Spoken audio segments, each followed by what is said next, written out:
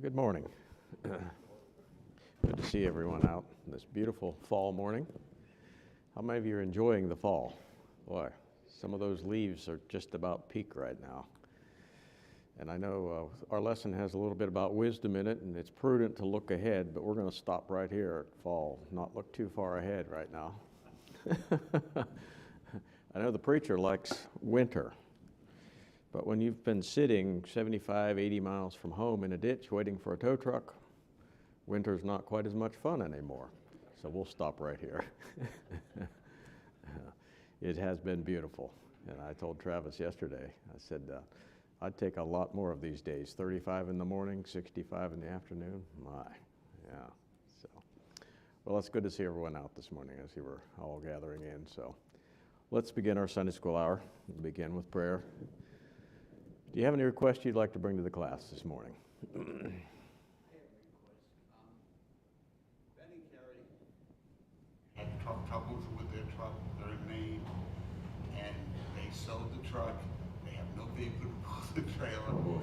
Yeah, and they just got told they're staying at what they call a hip camp. It's where it's like a B&B, but for RVs. Okay. So people, rent out a spot, and they're turning all the water off come Tuesday, and everything's shut down because it's getting cold in Maine. And so they got to do something, and they're trying to wait on the Lord, trust the Lord, but they need like a 1-ton truck. Okay. And they can't seem to find. Ben took a bike and rode around checking places. And so if we could just make it a matter of, Okay. Always heavy on our hearts as parents, our kids Right. over there in Maine and Stranded. not knowing what to do, stranded. Yeah. So I would really appreciate the church help. Okay, right. Yeah.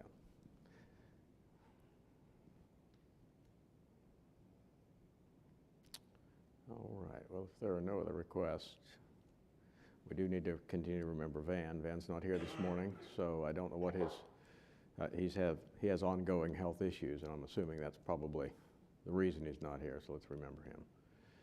And yes, revival coming up Tuesday, so we'll have that through the following Sunday, so let's remember that. Right, Brother Zeckman coming, so, all right.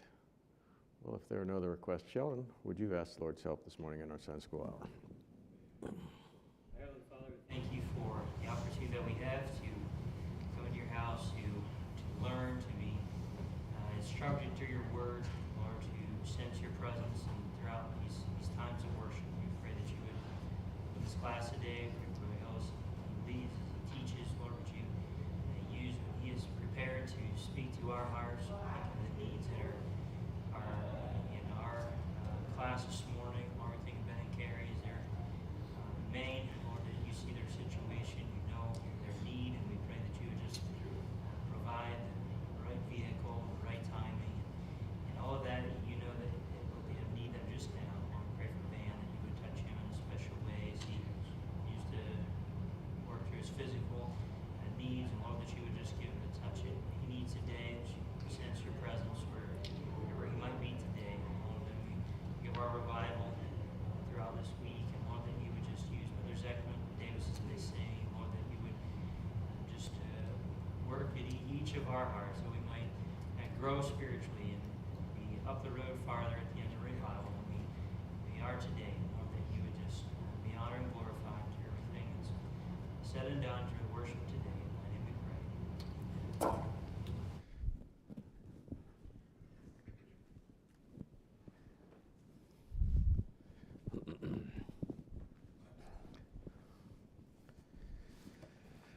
All right, we're looking into Proverbs today in our lesson, and I like the Psalms and the Proverbs. I wish we could spend a lot more time. We're looking into the Proverbs, but we're really just looking at an introduction. We're not looking into the very, very deeply into the Proverbs. But when you read the Proverbs, you can't just read 5 chapters a day. You have to read them sometimes a thought at a time if you're going to read them and get anything out of them. But I enjoy the Proverbs, so that's where we are. The title of the lesson is Possessing a Teachable Spirit. There are some things that are momentous in life, and some things are inconsequential. the color of car you choose probably is not that momentous. But there are other things that are momentous. And there was a man by the name of John Ingalls who thought that there were certain things that were so momentous that you'd better seize them when they were available. He wrote something called Opportunity. This is what he wrote. He said, "Master of human destinies am I. Fame, fortune, love on my footsteps wait. Cities and fields I walk. I penetrate deserts and seas remote, and passing by hovel and mart and palace, soon or late, I knock unbidden, once at every gate. If sleeping, wake. If feasting, rise before I turn away. It's the hour of fate. And they who follow me reach every state. Mortals desire, and conquer every foe, save death. But those who doubt or hesitate, condemned to failure, penury, and woe, seek me in vain and uselessly implore. I answer not. I return no more." Now, there are some things in life that are just that momentous. And how do you know? How do you know when that comes? You need wisdom. If you don't have that wisdom, there are things that pass us by, and sometimes things have passed us by and we have no idea they passed us by. Well, our lesson today is on having a teachable spirit. Our key verse is, "The fear of the Lord is the beginning of knowledge, but fools despise wisdom and instruction." When you need to know something, where do you go for information? Well, you go to the experts, right? There's a lot of those these days. So many news headlines start with "experts say," or "according to experts," or on and on it goes. And I take all of that with a grain of salt anymore. Everybody's an expert. There are so-called experts for everything. Some of them really are expert in their field, and some of them are not so expert. You can find them all on YouTube. If you need to know anything, you need to know how to change the battery in your car. Somebody on YouTube will tell you how to change the battery in your car. Tell you have to take this off and that off and this off and that off, because you can't get at the battery in some of the new cars. You give up and go to the mechanic anyway. At least I do. Where do you go when you need instruction for living? Where do you go for guidance then? I hope you don't go to the self-proclaimed experts. There's a lot of them. There are only those who have found wisdom and who can point to a source of wisdom. I hope you go to the only one who knows life's answers. Our lesson today is taken from Proverbs of Solomon. He's known as the wisest man who ever lived. Scripture tells us that Solomon was given great wisdom by God in response to his humble prayer. The opening lines in the book of Ecclesiastes strongly suggest that Solomon was the writer of Ecclesiastes. The man who wrote the book of Ecclesiastes lived life in pursuit of understanding the right way to live. He never lost his self-control. He plunged in, he experienced, but he always held the reins. And he lived life pursuing in pursuit of the right way to live. He made a diligent search for wisdom, and he advises us to do the same. He wanted to understand the purpose and meaning of life, and he arrived at one conclusion: fear God and keep his commandments. Now, we're not all brilliant scholars. In fact, the greater percentage of Earth's population would not even be considered well-educated.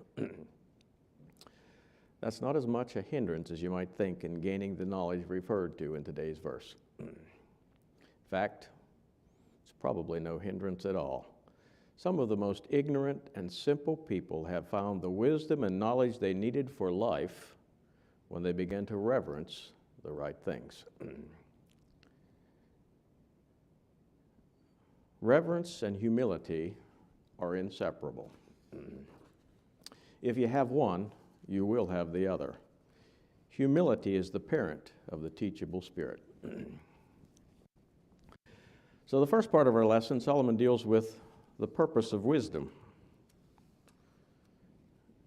Now, I hope we'd all understand the Proverbs as a book of wisdom and not just good advice.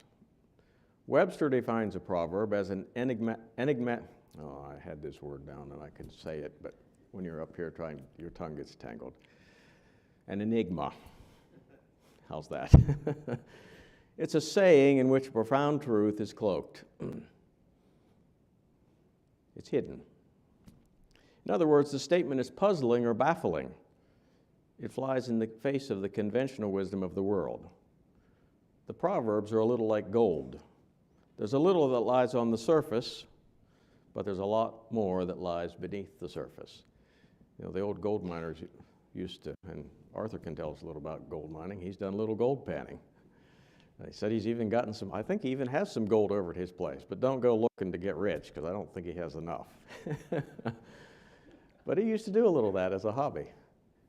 The people panning for gold would pan in a stream, and they would pan their way upstream, not downstream, upstream. And when they ran out, they'd come back and start again. And where it ran out, somewhere is the mother lode. There's a little that lies on the surface, but under the surface is the mother lode. Now, probably most of those mother lodes have been discovered, so you're probably going to do that. So you're going to have to do like Arthur. Pan for gold, get a few flecks, put them in a vial, and say, I found gold. But that's the way the Proverbs are. There's a little that lie on the surface. You can understand that, but there's a lot that you need to dig for. Most of the Proverbs are addressed to the young who lack the wisdom and experience of the older and wiser. If they will heed, they can avoid the heartache and wreckage of a life without guidance. While the book is a book of Proverbs, many of them short and seemingly unconnected, and while it does not necessarily follow a continuing thought like some of the other books, it does indeed have one overriding theme. The theme is get knowledge, wisdom, and understanding. The wisdom it recommends is not the temporal wisdom of earthly sciences or the knowledge of secular schooling, but it's the wisdom of a moral nature with benefit in this life, but more importantly, with eternal benefit. It's true that some of the wisdom is of a practical nature. It tells you how to behave when you come before great men. But even that keeps you from falling into moral traps that you can fall into when you don't know how to behave yourself before great men. You can be compromised. They can get a hold on you. That becomes a moral failure. Solomon says, here's how you behave, or the Proverbs tell us. If all you had were the Proverbs and they caused you to search after God, there is enough that you could find him. Or rather, if you will begin to follow truth because it is truth, he will find you. They reinforce all the moral teaching of Scripture, and they reveal the right way for a man or woman to live. You might say, well, you can't be saved by just keeping external commands.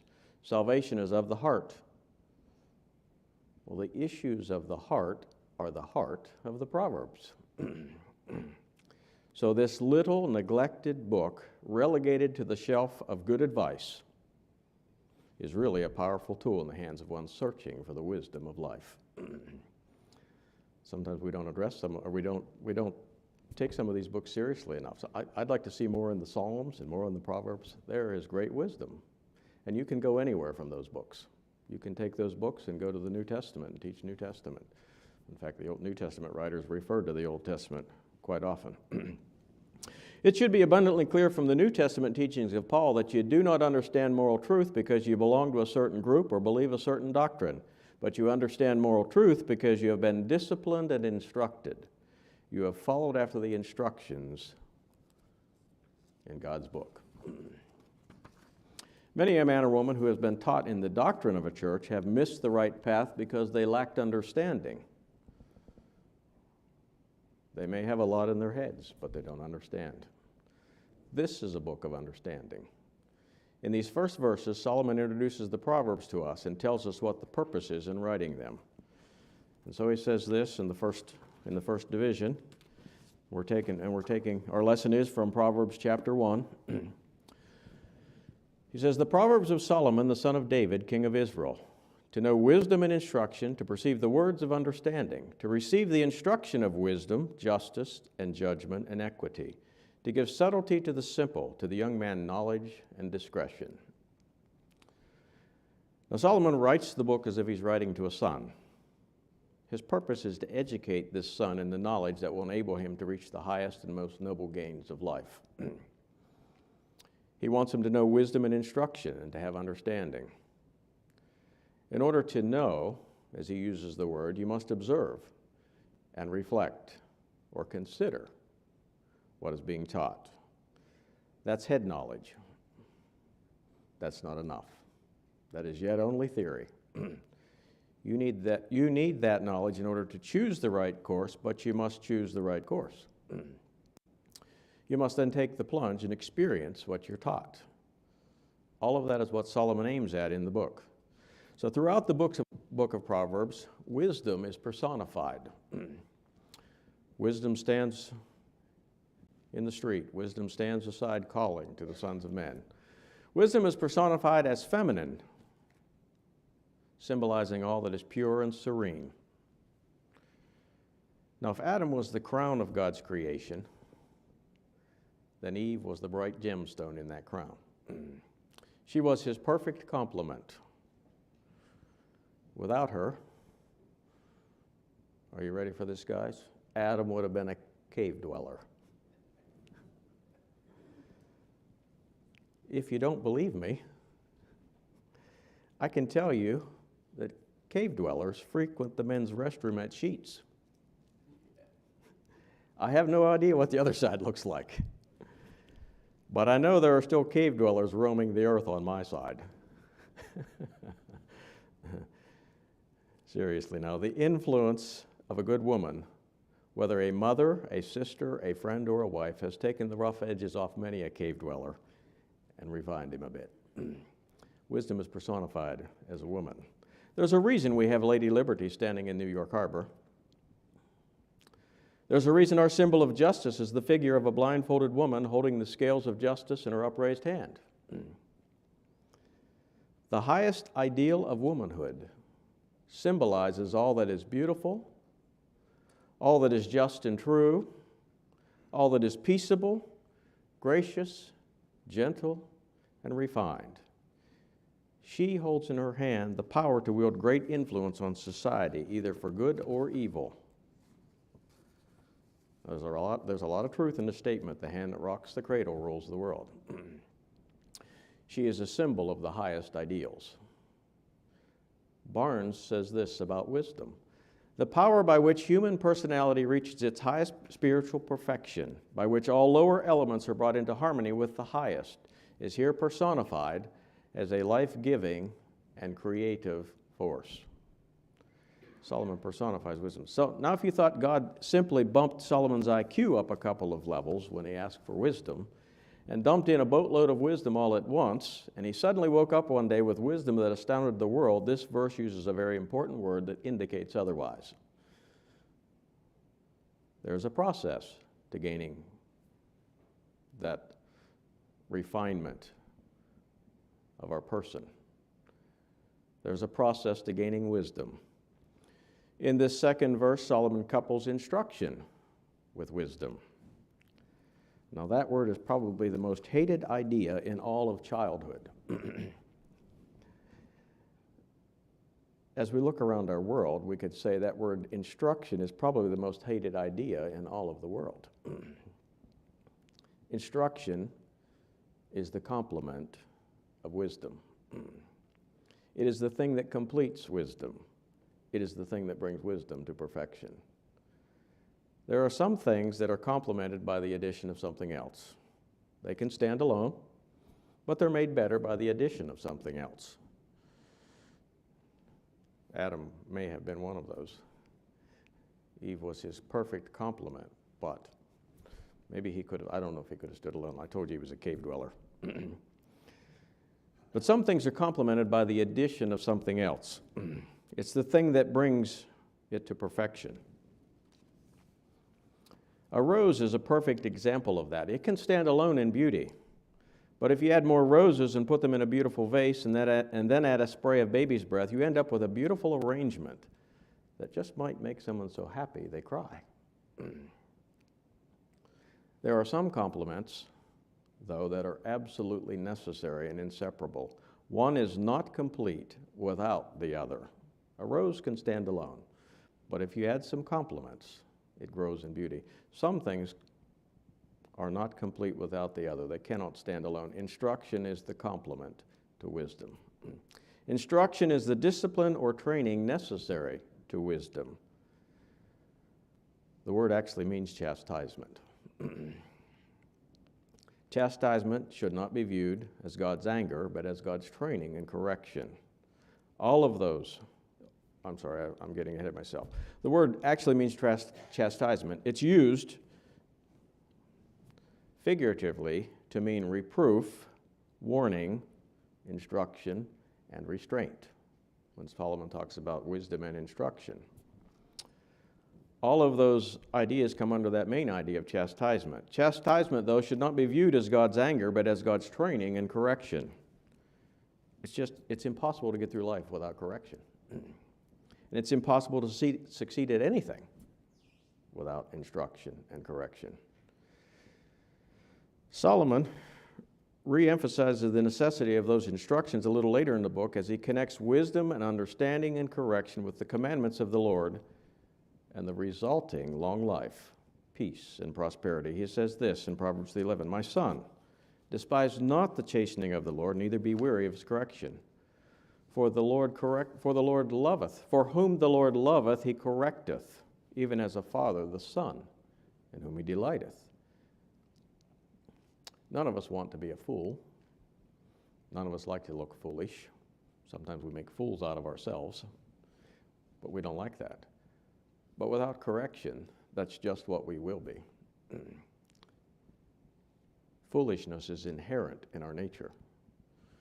A little later in Proverbs, talking about the father-son relationship, Solomon says, "Foolishness is bound in the heart of a child." It's inherent in our nature. "But the rod of correction shall drive it far from him."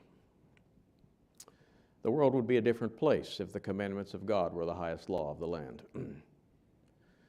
So that correction, that instruction, that chastisement is absolutely necessary.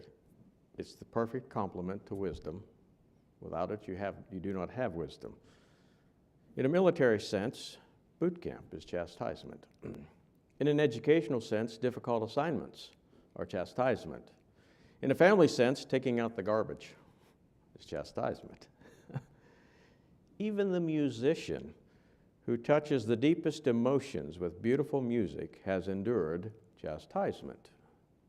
It takes hundreds and even thousands of hours of practice before the instrument becomes an extension of the master's will. I read a number as high as 10,000 hours to master an instrument. That's someone whose life is made up of music. All discipline, all instruction involves the denial of self, the denial of pleasant pleasure for greater good. They all involve correction. We would like to do things a certain way. We all have our ideas. We all have our opinions. And then we learn that's not the way to do them. You may have an idea how to do something, and the boss says, "We don't do it that way here." Well, you might be able to do it that way, but we don't do it that way here. Well, that's instruction. Solomon would teach us that wisdom is obtained and perfected by discipline and training. So if you thought we can just automatically coast along, Solomon's teaching us something different here in the book of Proverbs. He goes on to say that his purpose is also to perceive the words of understanding. There are a lot of voices in the world. There are a lot of voices in the church. Many of them are pretty convincing. I think we could safely say they all appeal to the self in some way, the wrong voices.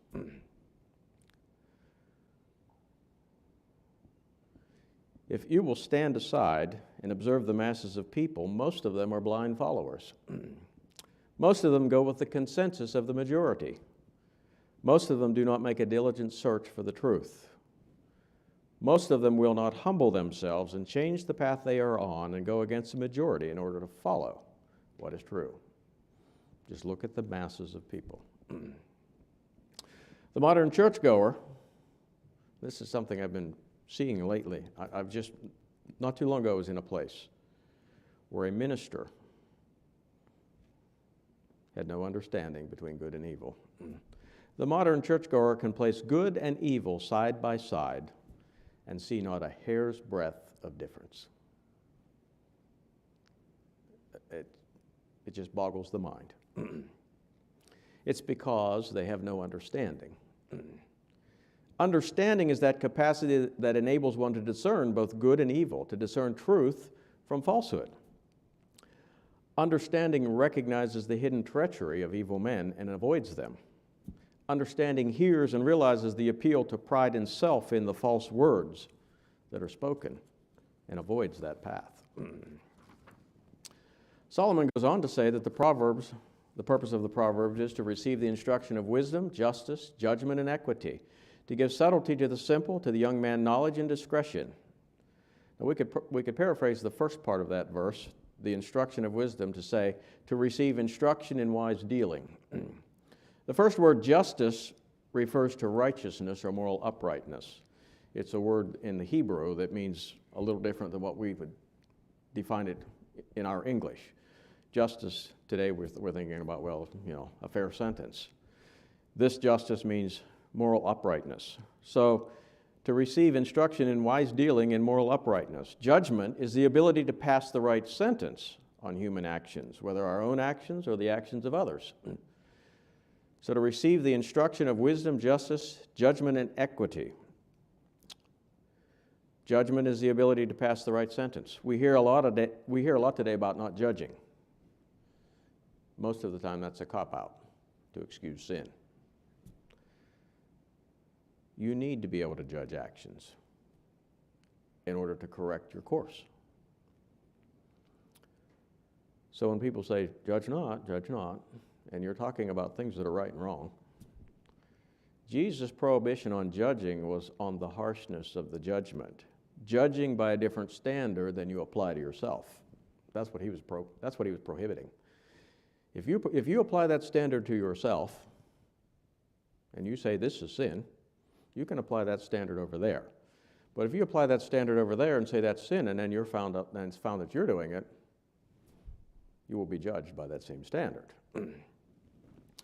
So you need to judge. In another place, Jesus said, judge righteous judgment. That's what Solomon's talking about here. Equity is to be correct in thought and action.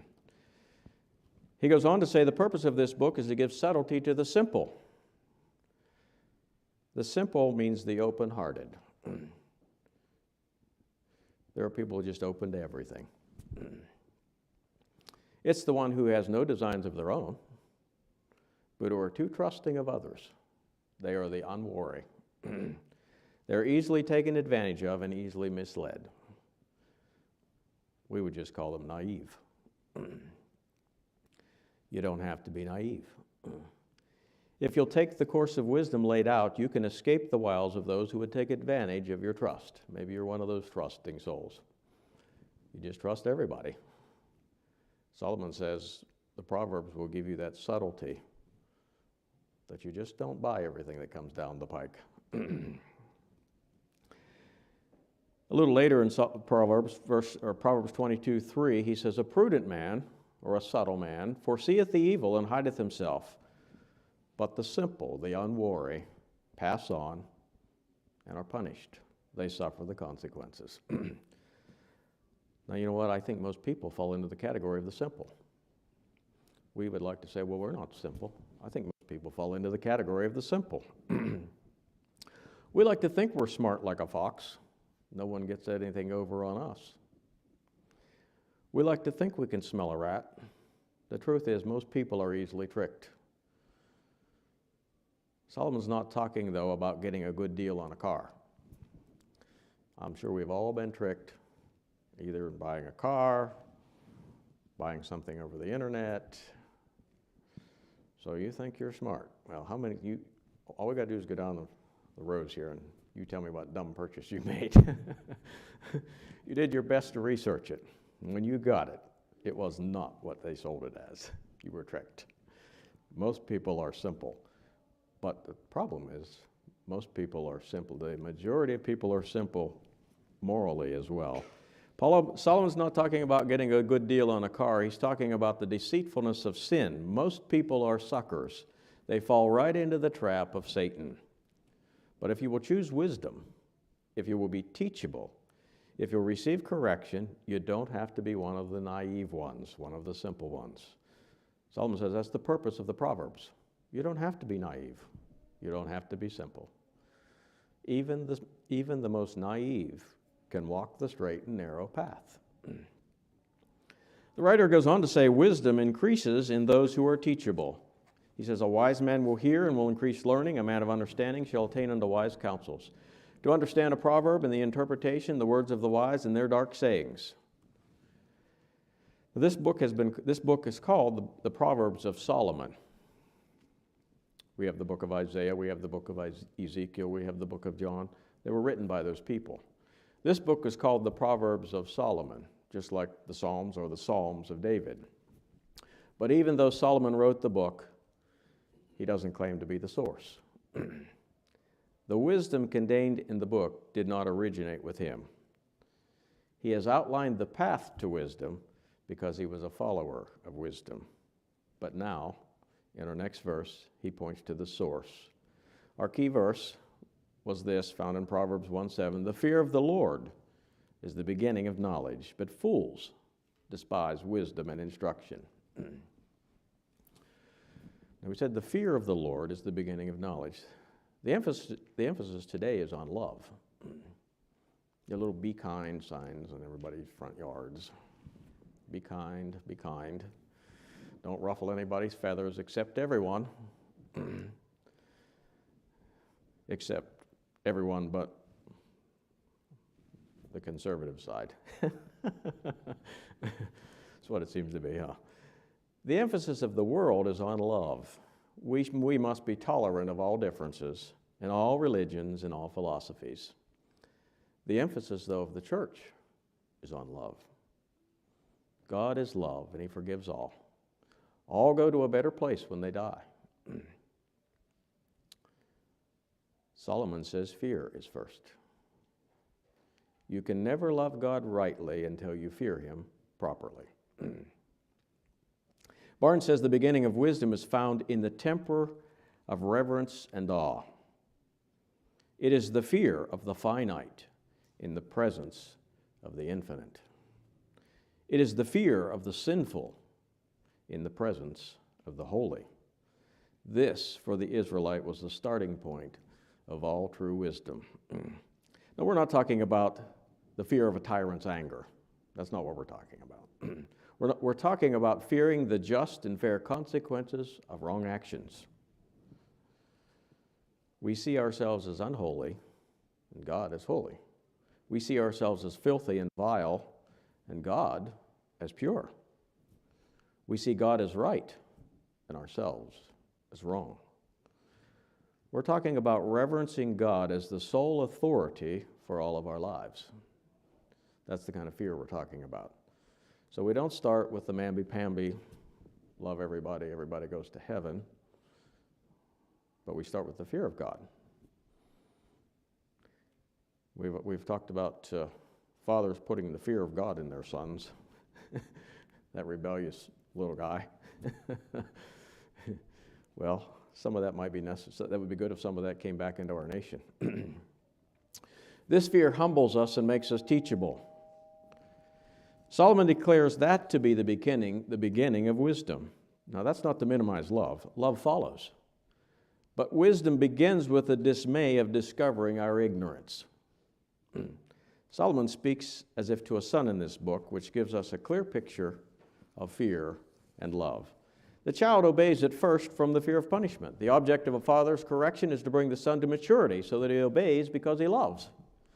He holds the father in high regard and he wants to please his father. The New Testament writer John says this, "Herein is our love made perfect, that we may have boldness in the day of judgment, because as he is, so are we in the world." There is no fear in love, because perfect love casteth out fear, because fear hath torment. He that feareth is not made perfect in love. The fear of God is the beginning of wisdom, but it's not the end of wisdom.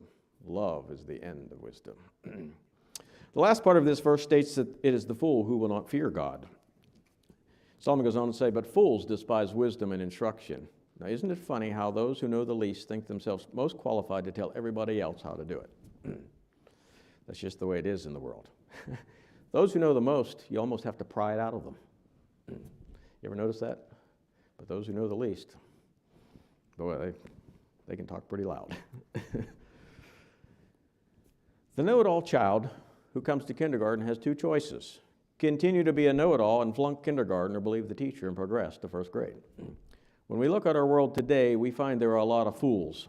When we look at our government today, we see fools. When we look at society today, we see fools. The writer of Proverbs says, but the writer of Proverbs says that if you will not heed God's words, then you are a fool. No use trying to correct all the other fools if we're going to be a fool. So we point fingers at all the other fools. But the writer of Proverbs says, the fear of the Lord is the beginning of wisdom. Reverence him. Keep his commandments. That's the beginning of being wise. That's the beginning of living life right. That's where we find how to live life right. When you're looking for advice, where do you find it? God's word, God's commandments. He goes on to say, my son, hear the instruction of thy father, forsake not the law of thy mother, for they shall be an ornament of grace unto thy head and chains about thy neck.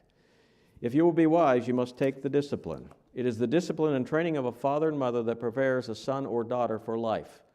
Wisdom comes after, understanding follows. When God says this, when God says, husbands, love your wives as Christ loved the church, that's instruction. You may say you don't want to. You may say you don't love her anymore, or you don't love him anymore. That doesn't change the instruction. When you discipline yourself and begin to do as God commands, that is wisdom. When you find that it works and you find yourself changed and really denying yourself because you delight to please her or him, that's understanding. You understand things you never would have understood had you not taken the instruction. When God says overcome evil with good and you say, but you don't want what they did to me, that's instruction. The instruction doesn't change. When you deny yourself and follow God's instructions, that's wisdom.